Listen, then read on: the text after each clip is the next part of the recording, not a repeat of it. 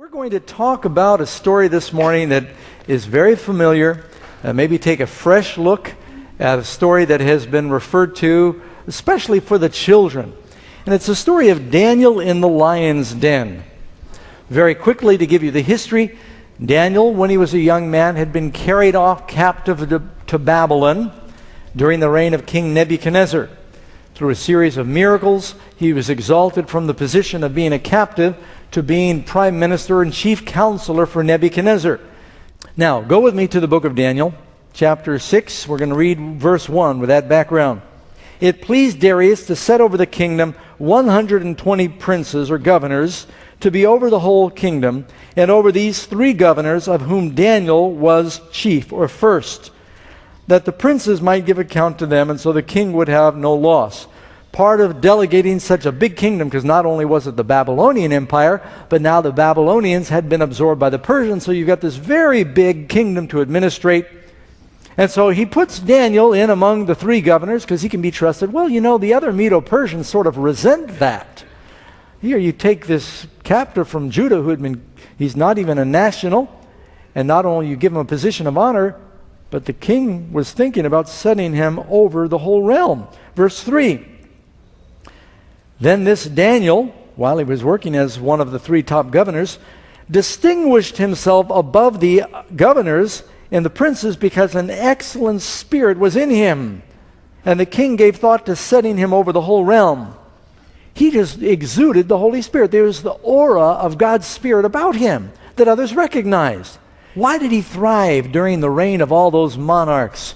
Because Daniel really never served them first. Daniel could serve them well because he served a higher monarch first. And they recognized that about him. And he thought to set him over the whole realm. He was going to make him prime minister or viceroy of the entire empire. Now that really bothered the other politicians who thought they should be in line. There was envy. They were jealous. Now, before I go very far in the study of Daniel chapter 6, I want you to know the whole great controversy is in this story between Christ and Satan. The battle between good and evil. The life of Christ is even modeled in the life of Daniel. Jesus, second only to God Almighty the Father, the idea that Daniel would be second only to the king, they could not stand that. What was it that caused the rebellion of Lucifer? He was jealous. He envied the position of Christ. He wanted to be like the Most High. So a plot was put into effect to get him out of the way. They sought to find some occasion against Daniel concerning the kingdom, but they could find no charge or fault because he was faithful. What did they say about Jesus? Even Pilate said, I find no fault in him. They sent spies who came back and said, no man speaks like this man. He was faithful. By the way, Daniel was human. You can have the same spirit Daniel had. So stop making excuses. This story is in the Bible to encourage you that you can live a godly life and have integrity. They said, verse 5, we're not going to find any charge against this Daniel. They can't even say Daniel, this Daniel, unless we find it against him concerning the law of his God. We're going to need to probably get some religious law enacted and use that against him. Somewhere where his law and principles conflict with the law of the Medo-Persians. So the governors and the princes thronged before the king, and they said, King Darius, live forever. All the governors of the kingdom and the administrators and the princes have consulted together, and the advisors have consulted together to establish a royal statute. Well, they're lying. It wasn't all of them. Daniel was chief. He wasn't in there. I can promise you that. They're trying to give the king the impression that they had consensus and everybody agreed this was a good thing to unite the kingdom. We're consulting that the king establish a royal statute and make a firm decree that whoever petitions or prays to any god or man for 30 days, except for you, O king, he'll be cast into the den of lions. Now, O king, establish the decree and sign the writing that it cannot be changed according to the law of the Medes and the Persians, which does not alter. I underlined in my Bible, cannot be changed, does not alter. And then it goes on to say, therefore King Darius signed the written decree. Now, the Medo-Persians, when they made a law, it wasn't like in North America where we vote a law and we vote it out. We say, here's a good law. No, we're changing that law. We're repealing that law. We're modifying that law. Depends on who's in office at the time and whether or not we liked it. When they made a law back then, the law of the king did not change. And it wasn't just his vanity. Nobody prays to anybody but me for 30 days. Darius probably appealed to his vanity. But you see, they knew something back then that leaders know. When you cannot unite diverse people because of politics or because of language barriers, because there are cultural differences or geography, if you can get people united in religion, they can overcome all the other barriers. The devil knows that. Nebuchadnezzar knew that. Why do you think he said, I'm going to have everybody gather on the plain of Dura. We're going to make a statue. We're all going to bow to the same statue at the same time. Unite the kingdom. We'll be welded together by common faith and worship. Bring the people together. So Darius signs the decree. Good idea. I got 127 provinces. The people are scattered. We got some Babylonians, some Medes, some Persians, some Jews, and all these different. Weld them together. You all pray to the king for 30 days. And develop morale and support. So he signed the decree. But he didn't know that it was really a ruse. The whole thing was to get rid of Daniel. Now, here's where, for me, the story is phenomenal. Daniel is a man of sterling conviction and courage. You read in verse 10, I've got this underlined in my Bible. Now when Daniel knew that the writing was signed, I doubt with his high position that they could get the document printed, copied, and circulated without his knowing. Somebody brought him a copy before it went out. When Daniel knew that the writing was signed, he went home. He withdrew from the corruption of the palace back to his house. And in his upper room, his windows being open. Now, why would that be mentioned? What does the law say? Anybody caught praying for 30 days. Doesn't Jesus say when you pray, enter into your closet and shut the door? Wouldn't this have been a good time to go in the closet and shut the door? Why did he pray? Not only did he pray with his windows open, he prayed on his knees so they could see physically he was in a posture of prayer. He could have just sat there in the window with his arms folded and looked like he was meditating, but he got down and took on the posture of prayer. And he did not pray towards the palace in Babylon or in Shushan. He prayed towards Jerusalem. Everything about what Daniel did said, I am not going to worship man, I am going to worship God, because it's better to obey God than man, right? Another reason he left his window open, Jesus said in Matthew chapter 5, let your light so shine before men that they may see your good works, not to glorify you, glorify your Father in heaven. Don't hide what you believe. Daniel was ready to be caught praying at the cost of his life. And there were probably spies set up watching to see, is he going to continue his custom? Is he going to close his windows? Is he going to hide the posture of prayer? Daniel did not change anything about his relationship with God, even though it might cost him his life. Was it because he was stubborn? Is there any virtue in Christians being stubborn, wearing our religion on our sleeve and being obstinate? No. I think Daniel did it because he loved God, and he was more interested in the honor of God, his real boss, than the king of Medo-Persia. He wasn't doing it because he was just stubborn. It was about love. And he said, I'm not going to let anything come between my relationship and my time with God. Now, I can't do this without trying to exploit a very simple point. The reason there is a book in the Bible called Daniel, I believe, is seen right here in this verse. He prayed and he read his Bible. How do you know, Pastor Doug, that he read his Bible? It doesn't say that. It says he knelt down and prayed 3 times. Why is he praying towards Jerusalem? Because Daniel read in 2 Chronicles chapter 6, verse 21, Daniel read where Solomon said, "May you hear the supplications of your servant and your people Israel when they pray towards this place." Matter of fact, Solomon specifically said, if your people are unfaithful and they're carried off to a foreign land, if they pray towards this place. That starts here with Solomon. Daniel did that. Do you have a devotional life? If you'd like to have the character of Daniel, you might need to have the devotional life of Daniel. And a good time for God is not found, it's made. You've got to just do it. Now, here's where I want to make the connection. There is a big test coming in the last days. There is a big test coming. Some people are preparing all along the way. Some people try to cram for their finals right at the last minute. There are going to be some people who are 11th hour workers that will still make it. But for the most part, it's those who are studying now for the little quizzes that will pass the final. In this big test that is approaching, we're going to make a decision. Do I love the Lord so much I would rather die than disobey Him? This is the test that Shadrach, Meshach, and Abednego passed. There was a law made. They had to decide, am I going to obey the law of God or man? They said, even if it means that I'm going to lose my job in Babylon, even if it means I'm going to lose my life, I would rather burn to death, which can't be pleasant,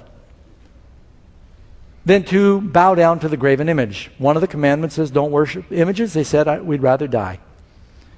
In Daniel chapter 6, Daniel says, one of the commandments says, thou shalt not have other gods before me, and that would certainly include the king of Medo-Persia. I'm not going to worship him as a god. We're to pray to the Lord. I'm making a decision. I'm going to obey God's commandments instead of the political commandments or the commandments of men. I'd rather die, be torn limb from limb by lions, than disobey God. In the last days, those who live during that time will face the same test. Do you love the Lord so much you would rather say, I'd rather starve, can't buy or sell, be persecuted, lose my job, lose my life, than break one of God's commandments? Like the Sabbath? How important is that one? Well, maybe, I won't really break it. I'm still going to keep it. I'm just going to keep it a different day than the one that God picked. What if Shadrach, Meshach, and Abednego, when they played the music and everybody bowed down to the statue? I'm assuming you all know this story. What if they had said, we're not going to pray to the statue, but this is a good time to check our sandals and go down and start. No, we're not. We're just, we don't want to create a spectacle. May as well go along. They wouldn't compromise. They were fanatics about little things. Like God said, the seventh day, and that means the seventh day. And we know what day that is. That's the day we're going to keep, even if we're the only ones. Daniel was the only one with his window open, praying towards Jerusalem. Shadrach, Meshach, and Abednego were the only ones standing up when everyone else bowed down. Do you love the Lord so much that if everybody in this church was to give up their faith, would you still keep it? Now, back to Daniel chapter 6. We want to return to our story. So we've just finished reading verse 10, where he said, once he knew the writing was signed. There were spies watching him pray. They saw him do it 3 times that day. These men assembled and found Daniel praying and making supplication before his God, and they went before the king and spoke concerning the king's decree. Have you not signed a decree that every man who petitions any god or man within 30 days except you, O king, shall be cast into the den of lions? And the king answered and said, the thing is true according to the law of the Medes and the Persians, which does not alter. So they answered and said to the king, that Daniel, who is one of the captives from the tribe of Judah, he does not show regard for you, O king, or for the decree that you have signed, but he makes his petition 3 times a day. And I would like to have had a snapshot of the king's face when he heard them say, that Daniel. The king, his mouth probably fell open, his eyes got big. He said, oh, when I signed that decree, I forgot about Daniel. 3 times a day he prays to his God. Oh, no. He was set up. He spotted it right then, that he had been played, that there was jealousy. They were trying to get rid of him. Pilate knew that the religious leaders were trying to get rid of Jesus just because of jealousy and envy. And he sought to deliver him. But he couldn't, because they kept after him, threatening that it was going to be rebellion against the laws of Rome, because Jesus was making himself a king, and according to the laws of Rome, if anyone else claimed to be king, they were to be executed. Same kind of thing. And the king, when he heard these words, was greatly displeased with himself. And he set his heart on Daniel to deliver him. And he labored till the going down of the sun to deliver him. What time of day did Jesus die? Was it the going down of the sun? And these men approached the king and said, "Know, O king, that it is the law of the Medes and Persians that no decree or statute which the king establishes may be changed." They're pulling out the fine print and they're saying, "We realize that you regret that you signed this law, but king, this is the law of the Medes and Persians. And especially now where we've just taken over the Babylonians, we cannot alter our laws. It does not change. You've written it. You signed it as a decree. They'll have no respect for you as a king. The whole empire is going to unravel if the king changes his law. No way. The law of the Medes and the Persians could not be changed." Now here's the question. How firm is the law of God? Does God's law change? In spite of all the examples in the Bible, there are people out there that claim to be Christians that believe that when God spoke the Ten Commandments with his own voice and he wrote them with his own finger in the presence of a whole nation, that he's going to just change it. Or he's going to sweep it aside and say, "Well, we got a new plan now." You know how ludicrous that really is? And yet folks have got these clever arguments they've concocted that we can change the law of God. It doesn't change. So the king did all that he could do, and there was no way out for Daniel. So, reluctantly, the king, verse 16, I'm in Daniel chapter 6, verse 16. The king commanded, and they brought Daniel, and they cast him into the den of lions. But the king spoke and said to Daniel, "Your God, who you serve continually, he will deliver you." Now, there's a lot of us that might want to take a pen. I've taken a yellow highlighter in my Bible where it says, "Your God who you serve continually." Is it possible for us to serve God continually and consistently? I think everybody who's a believer serves God a little bit, some of the time, right? But how are we to serve God? We're his servants all the time, continually, consistently. And then the promise is, your God, who you serve continually, he will deliver you. Is there a time of trouble and a storm coming? If we serve God continually because we love him, will he deliver us? I believe that's a promise we can count on. Then they took a stone and they brought it and they laid it on the mouth of the den. Oh, that sounds familiar. Was there a stone placed over the tomb of Christ? And by the way, that lion's den was the equivalent of a death sentence. And he sealed it. Not only was there a stone placed on the tomb of Christ, but what else was put on the tomb? Government seal. And that seal said King Darius, King Medo-Persia. On Jesus' tomb it said Pontius Pilate, Governor Judea. Seal placed on the stone. Interesting. With his own signet, with the signet of his lords, that the purpose concerning Daniel might not be changed. This reinforced the miracle. Now the king went to his palace and he spent the night fasting.